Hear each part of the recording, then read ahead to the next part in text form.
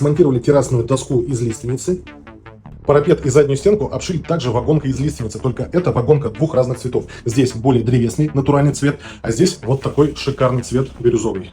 Также использовали на этом балконе деревянные плинтуса. Плинтуса выкрашены в цвет вагонки.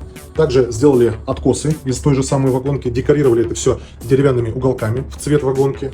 Обратите внимание, как шикарно сочетаются цвета. Если вы хотите сделать себе такой же красивый балкон, обязательно записывайтесь на техническую консультацию.